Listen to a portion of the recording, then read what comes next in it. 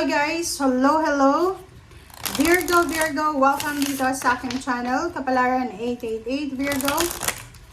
Alamin natin kung anong messages, vibration, gabay energy para sa lahat ng Virgo. This is general reading.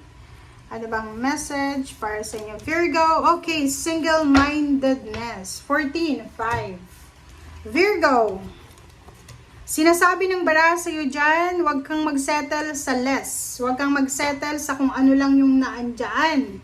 Sinasabi na hanapin mo, piliin mo yung own path mo, and kung ano yung best para sa iyo. Wow! Ang galing na ito, Taurus, ha? Pwedeng relationship, pwedeng trabaho, pwedeng business, or anything. Basta sinasabi ng baraha, piliin kung ano ang para sa iyo.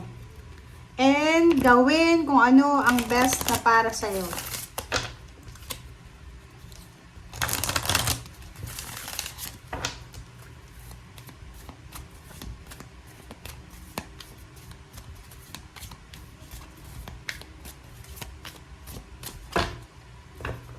Okay.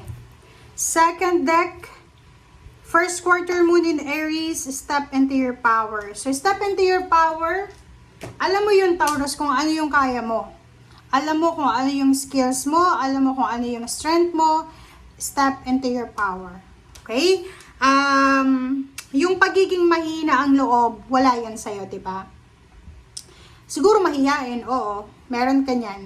Pwede mahihain ka. Pero, sinasabi ng barahan na oras na para i-reclaim mo yung power mo. Diba? Step into your power. You're empowered, Taurus. Isipin mo na marami kang alam, marami kang kaalaman sa buhay na walang nawala yung ibang tao. So, kailangan mong maging confident, maging courageous, maging persistent ka diyan sa kung ano yung gusto mong simulan. Basta ang sinasabi sa'yo, huwag kang magsisettle sa less. Kung ano yung, gusto mo, yun dapat ang hanapin mo. Okay? Okay, first two cards natin is 10 of Wands and then 8 of Wheels. 10 of Wands and 8 of Wheels, sinasabi ng bara sa'yo na siguro, ang dami mo ng utang sa ngayon. Or siguro, ang dami mong obligasyon, responsibilidad sa pamilya. Kaya, kinakailangan mo ng extra income, extra salary, sidelines, or anything. Sa loob ng trabaho, kung ikaw ay nagtatrabaho sa ngayon, Virgo, sinasabi ng bara sa'yo dito na posibleng ang dami mong ginagawa, di ba? Yung parang ikaw na lang yung empleyado sa company, parang yung iba, lahat na lang binibigay sa'yo. Nakikita ko sa'yo dito, pwedeng Saturday, Sunday, nagtatrabaho ka pa, nag-overtime ka pa. So, sobra kang busy, sobra kang workaholic. Okay. If you are in current situation na ganito, yung parang may Virgo na gusto nang magtrabaho pero kulang pa siya sa experiences. Pwedeng newly graduate siya. Or pwedeng may Virgo dito na nag-resign sa trabaho tapos nanganak, nabuntis. Kailangan mong maghintay, be patient guys. Huwag tayong magmamadali na maghanap ng trabaho, bumalik sa trabaho. Kailangan mo munang alagaan ang sarili mo, ihanda ang sarili mo para sa trabahong gusto mo. Okay? The Sun. Sinasabi ng bara sa'yo dito, Virgo, na huwag kang mawala ng pag-asa kasi nandito na ang liwanag. Nandito na yung clarity, yung enlightenment. So, halimbawa sa ngayon, unemployed ka, hindi ibig sabihin niya na unemployed ka na for life. Kasi, dito sinasabi na kailangan mong magpasensya, kailangan maghintay. Kasi itong Ace of Wands na to, once na pumasok ka dyan sa Ace of Wands na yan, once na dumating na yung nakatadhanang trabaho para sa'yo, ito ay magdadala sa'yo ng sobrang success, harmony, balance, abundance, and prosperity. Diba? Magiging sobrang busy ka na. Okay. So, nakikita ko sa'yo dito, Virgo. Mayroon ditong Virgo na dahil sa ang tagal dumating ng job offer or ang tagal niyang makapag-ipon ng pera, medyo nawawalan siya ng pag-asa. Yung parang may pangarap siya sa buhay tapos gusto niya nang i-give up. No. Huwag mong i-give up, Virgo. Okay? Huwag mong i-give up kung ano man yan ang pangarap mo sa buhay. Keep going. Okay? Keep going. Yun yung sinasabi ng baraha sa'yo. Dito sinasabi ng barahan na isang napakabilis na balita ang posibleng darating sa'yo. And ang balitang ito ay pwedeng magdala sa'yo ng sobra-sobrang happiness, peace, and kalma sa iyong buhay. So, sinasabi ng baraha sa'yo dito na meron kang mga pain and heartaches or any negative emotion sa ibang tao na posibleng masettle ito sa ngayon. Like for example, may forgiveness, may apology na matatanggap ka, Virgo. Yung King of Cups dito, Queen of Cups, sinasabi na kung babae kang Virgo, sinasabi dyan sa'yo na kailangan mong kalmahin ay yung sarili.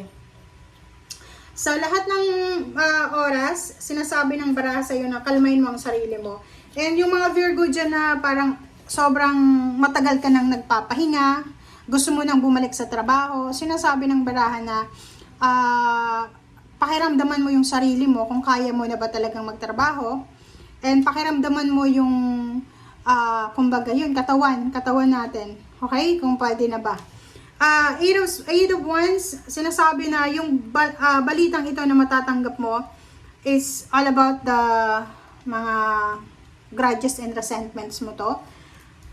Nako, kailangan mo na Virgo na alisan yung mga galit, hinanakit na yan kasi hindi yan makakatulong sa'yo.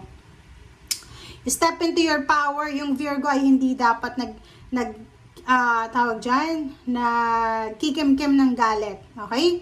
Let go of your past pain, past heartaches, past quarrels, past competition, and kalma. Kailangan mong kumalma. Okay?